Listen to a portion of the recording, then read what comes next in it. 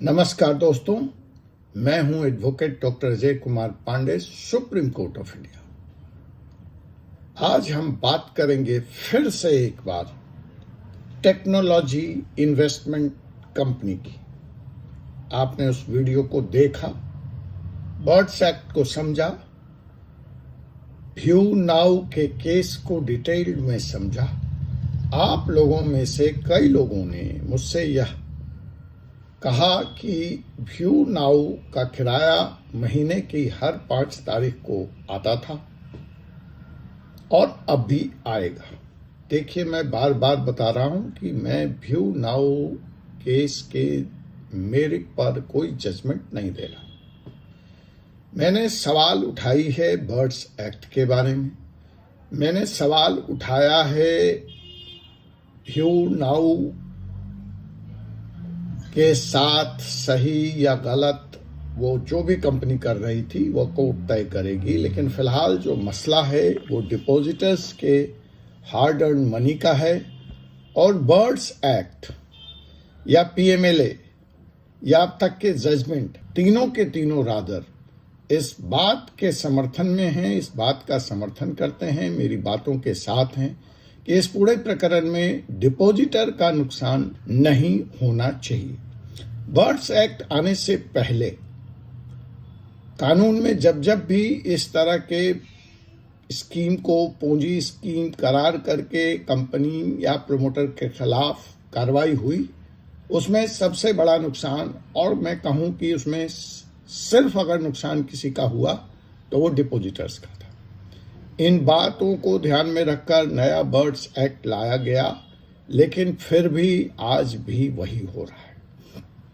तो इसी संदर्भ में मामला अभी तक, जहां तक मेरी जानकारी है, जो व्यू नाउ कंपनी है उसके जो प्रमोटर्स हैं सुखविंदर सिंह या डिपॉजिटर्स, आप जो भी डिपॉजिटर्स हैं, इसकी संख्या को लेकर भी आप लोगों ने तरह तरह की सूचनाएं, जानकारी मुझ तक पहुंचाई, लेकिन मेरे पास कोई ऑफिशियल जानकारी नहीं है, इसलिए मैं डिपॉजिटर्स के नंबर की बात नहीं कर रहा हूं। तो जो भी डिपॉजिटर्स हैं, कोई भी अब तक इस मसले को लेकर किसी भी कोर्ट में, डिपॉजिटर्स तो किसी भी कोर्ट में नहीं है, कंपनी ने अपनी तरफ से 2 कोर्ट में जाने का प्रयास किया और आज उन दोनों केसेस में क्या हुआ उसी का अपडेट, उसी का पोस्टमार्टम, उसी का डिटेल लेकर मैं आपके बीच में प्रस्तुत हूं। लेकिन अभी तक की जो जानकारी है मेरे पास कि इन दोनों डिसीजन को कंपनी ने सुप्रीम कोर्ट में चैलेंज नहीं किया। ठीक है, जब ये डिसीजन आया है तब से लेकर हो सकता है कंपनी के प्रमोटर्स तैयारियों में व्यस्त हैं, वो सुप्रीम कोर्ट नहीं आए। लेकिन जब मैं उस जजमेंट की बात करूंगा तो मैं आपको बताऊंगा कि किस तरह से जो लिमिटेशन एक्ट है सुप्रीम कोर्ट आने का, वो किक इन होगा अगर मुझे समय मिला। नहीं तो लिमिटेशन एक्ट पर हम फिर किसी और दिन चर्चा करेंगे। वो किक इन होगा और कंपनी सुप्रीम कोर्ट नहीं आ पाएगी। जहां तक डिपॉजिटर्स के सुप्रीम कोर्ट आने का सवाल है, उनका रास्ता खुला है।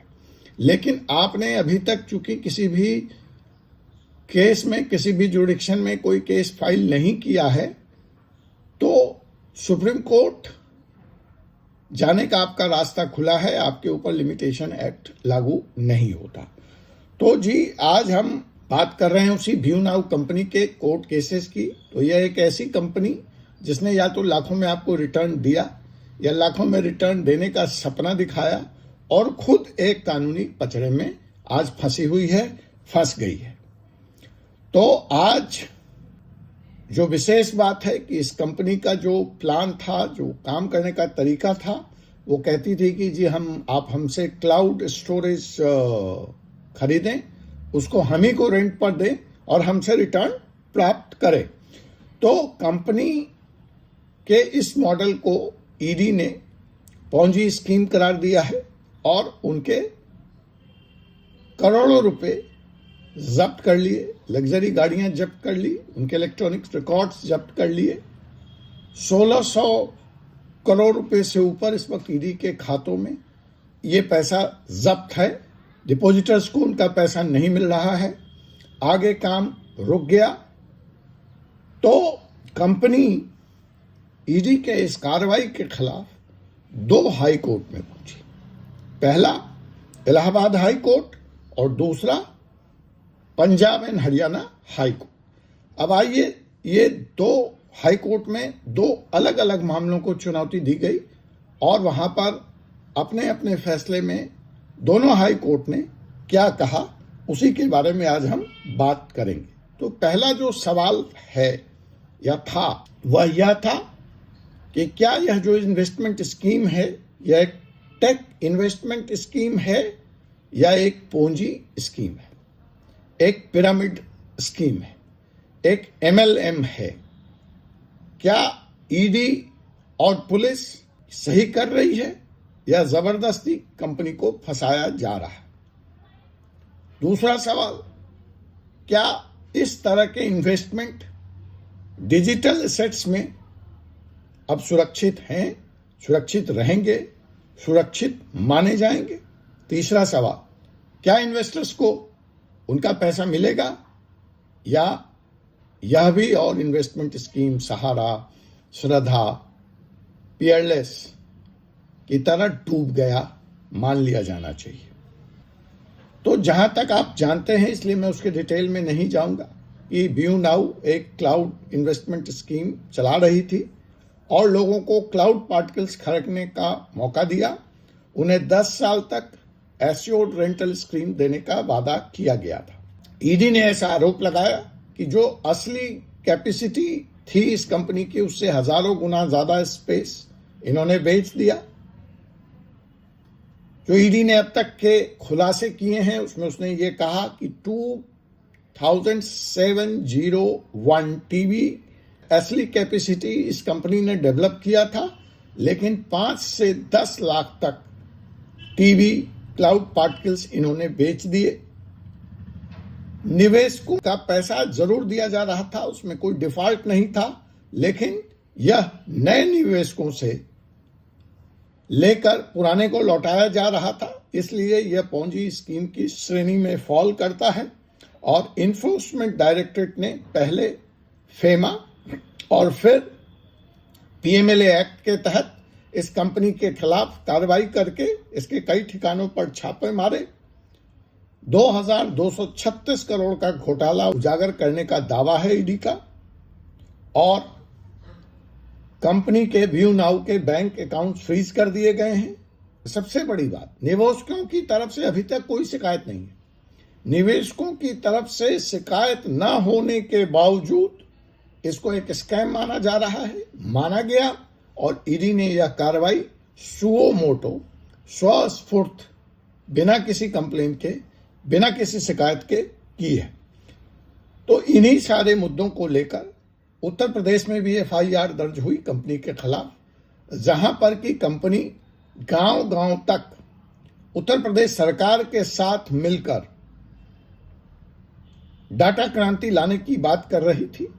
इसके सेंटर्स के उद्घाटन बाजाबता यूपी सरकार के IT मंत्री किया करते थे। उस कार्यक्रम में यूपी सरकार के IT सेक्रेटरी भी मौजूद रहा करते थे। कंपनी ने इसी तरह की बात उत्तरांचल को लेकर कही और ऐसा बताया या ऐसा दिखाया या ऐसा प्रतीत होता है कि इस कार्यक्रम को उत्तर प्रदेश, कम से कम उत्तर प्रदेश सरकार और उत्तरांचल सरकार का एक तरह से अनऑफिशियल सील था, अप्रूवल था। इसलिए लोगों की विश्वसनीयता भी इस कंपनी पर और इसके स्कीम पर हुई। सुखविंदर सिंह को मैंने खुद सुना ET नाउ के कॉन्क्लेव में, जहां उन्होंने दावा किया कि उत्तर प्रदेश और उत्तराखंड जैसे राज्य, बिहार जैसे राज्य अब तक के देश में आए हुए तमाम क्रांति, चाहे वह श्वेत क्रांति हो, चाहे वह हरित क्रांति हो, से विमुख रहे हैं। उसका फल इनको नहीं मिला है। उसके कुछ इनहेरेंट वीकनेस थे, वेयर हाउस का अभाव होना, इसलिए क्रांति का लाभ उत्तर प्रदेश और बिहार जैसे राज्यों को नहीं मिला। लेकिन जो यह नई क्रांति है, डाटा क्रांति, AI क्रांति, उससे सुखविंदर सिंह चाहते हैं कि यह दोनों प्रदेश पिछड़ा ना रहे। इसलिए वो गांव-गांव तक डाटा सेंटर, क्लाउड सेंटर बनाकर इस बार जो गलती पिछली बार हुई है वैसा नहीं दोहराना चाहते, नहीं होने देना चाहते और इसलिए वो एक सशक्त मॉडल लेकर प्राइवेट ओनरशिप के तहत आ रहे हैं। देखिए, बिजनेसमैन या बिजनेस सफल ही एक एनिमल इंस्टिंक्ट पर होता है, जिसके अंदर रिस्क लेने की क्षमता होती है, जो समय से आगे होता है, जो समय से आगे का प्रोडक्ट लेकर आता है। मैं ये नहीं कह रहा कि सुखविंदर सिंह गलत हैं या सही हैं। हो सकता है सुखविंदर सिंह समय से बहुत आगे हों और कानूनविद या कानून वाले उनकी सोच को गलत मान रहे हों, कानून के दायरे में नहीं आता है। जब जब भी एक नया प्रोडक्ट आता है, कानून पीछे छूट जाता है। कानून जब तक वहां पर आता है, अवसर समाप्त हो जाते हैं। अगर मैं जो आज हवाई जहाज या एविएशन का व्यवसाय लीगल है, सब पूरी दुनिया उसको कर रही है, लेकिन जब राइट ब्रदर्स ने हवाई जहाज बनाने की बात की थी और इसके लिए इन्वेस्टमेंट मांगा था, तो उसको भी ठगी और 420 के आरोप में जेल में डाल दिया गया, क्योंकि वो समय से इतने आगे की सोच थी। मुझे नहीं मालूम व्यू नाउ के केस में राइट ब्रदर्स की कहानी दोहराई जाएगी या वास्तव में जैसा ईडी और कानून के रखवाले इन्फोर्सर्स ऑफ लॉ कह रहे हैं कि एक स्कीम है, बदले हुए द्वीप में है। खैर, इस एफआईआर के खिलाफ view now company Allahabad high court पहुंची और उसने उसके खिलाफ जो एफआईआर दर्ज हुए हैं उसको रद्द करने की याचिका लगाई। पुलिस और ईडी की कार्रवाई को व्यू नाउ कंपनी ने अवैध बताया।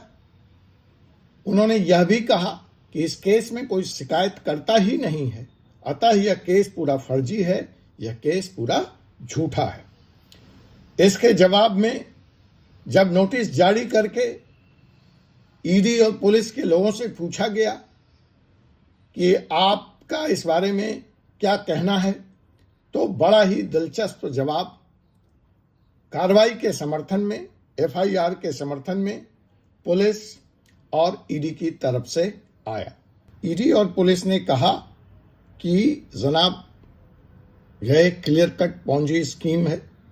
निवेशकों का पैसा नए निवेशकों से लेकर पुराने निवेशकों को दिया जा रहा है। दूसरा तर्क जो ईडी और पुलिस ने दिया वह यह कहा कि क्लाउड पार्टिकल्स कोई असली है ही नहीं, ये कहीं एग्जिस्ट करता ही नहीं है, इसका कोई शेप नहीं है, इसका कोई अस्तित्व नहीं है, यह हवा में है और हवा में हवा बेचकर करोड़ों रुपए कमाए जा रहे हैं। यह तर्क ईडी और पुलिस का था। और साथ ही उन्होंने यह भी अंदेशा व्यक्त किया कि अगर इस कार्रवाई को, इस स्कीम को अभी नहीं रोका गया तो यह हजारों लाखों लोगों के भविष्य से खिलवाड़ कर सकता है, प्रभावित कर सकता है, उनके साथ उनका नुकसान हो सकता है।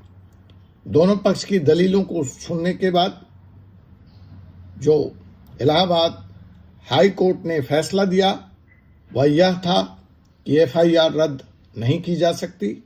इस मामले में जांच आवश्यक है, इन्वेस्टिगेशन टू प्रोसीड। दूसरी बात, उन्होंने ईडी और पुलिस दोनों से कहा कि आप इसमें अपनी जांच को जारी रखिए।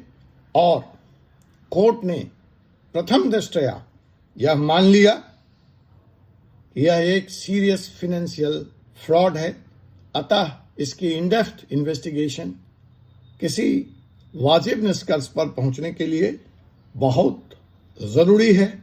इसका एक मतलब यह भी हुआ कि भले इस केस में कोई इन्वेस्टर शिकायत नहीं किया, यह एक पोंजी स्कीम है और सरकार चाहे तो एक्शन ले सकती है। बड़ी बात है, अंडरलाइन कर रहा हूं, फिर से सुनिए।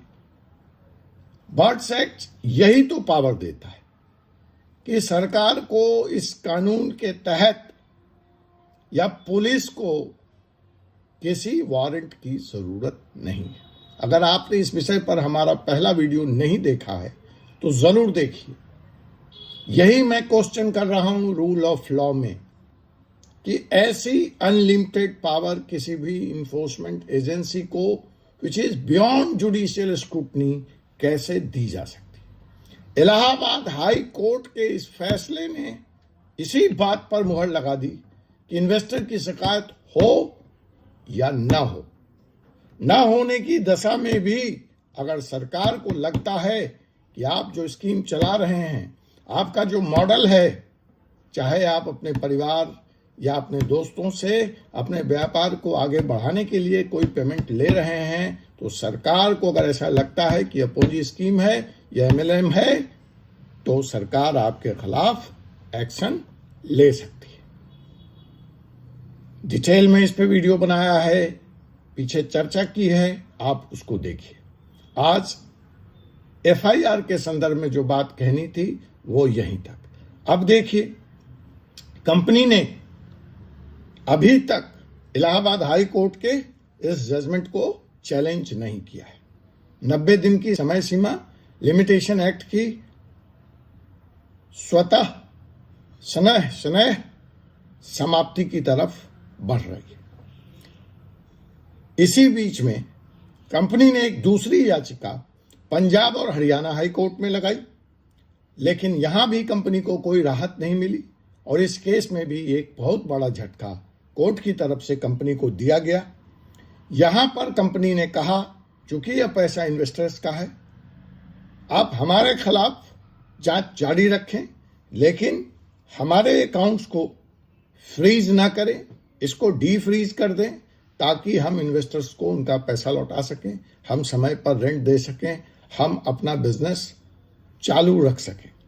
जो इन्फोर्समेंट डायरेक्टरेट ने ECIR, इसको हम लोग कहते हैं enforcement case information report, PMLA में जब कार्रवाई होती है तो ECIR उस पर्टिकुलर संस्थान, उस पर्टिकुलर व्यक्ति के खिलाफ ED खोलती है। तो कंपनी ने जो दूसरी अपील लगाई वह यह थी कि हमारे खिलाफ जो ECIR enforcement case information report है उसको भी रद्द किया जाए।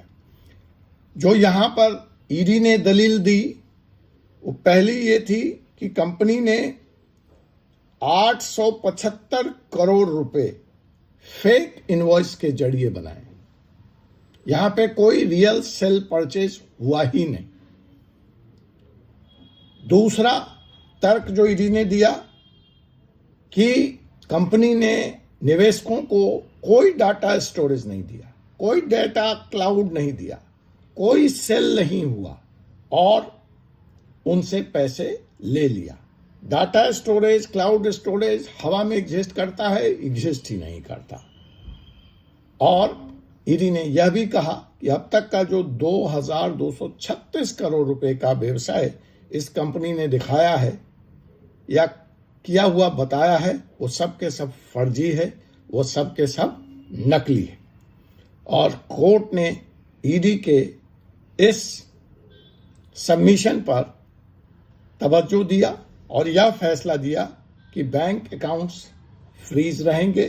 फिलहाल कोई राहत कंपनी को नहीं मिलेगी। PMLA और FEMA के तहत जो मुकदमे ED ने दर्ज किए हैं कंपनी के खिलाफ, वह यथावत जारी रहेगी। इसको लिंक कर लीजिए। इन्हीं FIR के रद्दीकरण के लिए, इन्हीं FIR के क्वैशिंग के लिए कंपनी इलाहाबाद हाई कोर्ट गई थी, जहां से भी उसको कोई रिलीफ नहीं मिली। कंपनी के खाते को डीफ्रीज कर दिया जाए, इसके लिए कंपनी पंजाब और हरियाणा हाई कोर्ट गई, लेकिन उसमें भी इसको कोई राहत नहीं मिली। जांच जारी रखने का आदेश दोनों ही मुकदमों में, दोनों ही कोर्ट के द्वारा यथावत रखा गया। कोर्ट ने यह भी माना कि ED PMLA के कानून के तहत कानूनी अधिकार रखती है कि वह बैंक अकाउंट्स को फ्रीज कर दे, और जिन आधार पर कंपनी ने अकाउंट फ्रीज किया है वह ठीक है।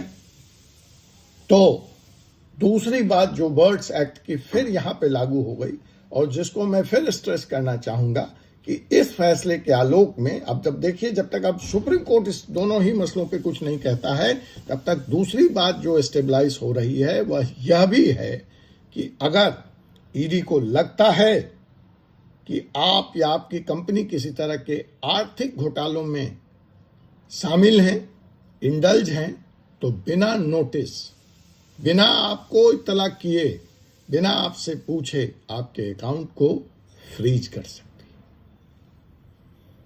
अब इन दो फैसलों के आलोक में कुछ चीजें कानूनन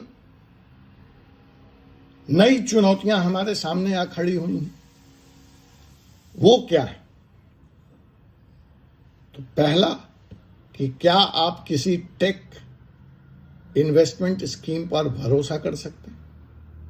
दूसरा कि क्या भारत में अब पूंजी स्कैम्स खत्म हो जाएगा, क्योंकि कानून इतने सख्त हो गए हैं जहां शक की बिना पर बिना नोटिस कंपनियों के खिलाफ कार्रवाई हो सकती है। तीसरा, क्या आप अपने पैसे इस तरह के घोटालों से बचा सकते हैं? मुझे इन तीनों सवालों का जवाब नहीं पता, भविष्य के गर्भ में छुपा है।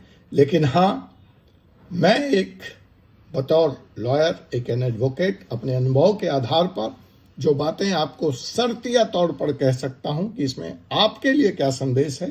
तो पहला, ग्रांटेड रिटर्न वाली कोई भी स्कीम, चाहे वो किसी फॉर्म में आ रही है, tech, real estate, share market, cryptocurrency, इससे सावधान रहें।